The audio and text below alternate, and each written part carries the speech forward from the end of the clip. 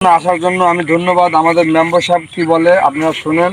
আগামী নির্বাচনও খারিয়েছে, এখনও খারিয়েছে, আশা করি প্রার্থ হয়েছে, এখনও ভালো থাকবে। আশা করি আপনাদের নির্বাচনে আমার মেম্বার সাহেব যদি পাস হয়, আপনাদের ঘরে ঘরে যা লাগে, চাল ডাল যা লাগে সব ইত্যাদি দিবে। এখন আমাদের মেম্বার সাহেব কি বলেন আপনারা একটু ধৈর্য দিয়ে শুনেন। আসসালামু আলাইকুম। আমার জননেত্রী সবাইরা ভালো আছেন? আমি গত 5 বছর মেম্বরিতে পাস হয়েছি আপনাকে বোর্ডে, আপনাকে সহযোগিতায়। আমি সবার ঘরে ঘরে 10 কেজি 20 কেজি করে বেকারে চাইল দিছি যারা যারা গরিব আছেন।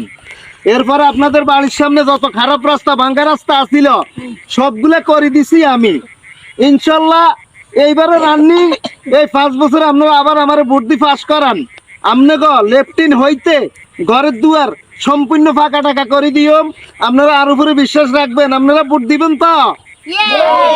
আমার এই ফিউসে সম্পূর্ণ ঘরে ঘরে অন্তত আপনাদের বিধবা ভাতা, বয়স্ক ভাতা, আপনাকে পঙ্গু ভাতা যারা যারা আছে সম্পূর্ণ লোককে বাছাই করি করি কার্ড দিব।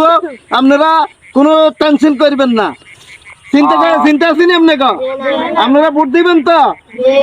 এই ফিউজে সবকিছু দিবেন আপনারা, আপনারা বিশ্বাস রাখবেন। আমি হয়তো আমার একটু কাজ বেশি, এই জন্য আমি আইতে পারি না, ফাইতে পারি না। উনি আপনাকে দেখাশোনা করবে। আমাদের বাড়ির সামনে রাস্তায় ব্রিজ দেওয়া আছে, কিন্তু আপনার এত দেয় না। এই যে তোমারে না বলছি ওদের বাড়ির সামনে যে ব্রিজটা ভাঙ্গা ছিল, সাইডে কাজ টাজ করাই দিতে দাও নাই? মেম্বার সাহেব আমি ওনাদের দিয়েছি, ওনারা তো আমাকে কেন মিথ্যা কথা বলছে? কি দিছিনি?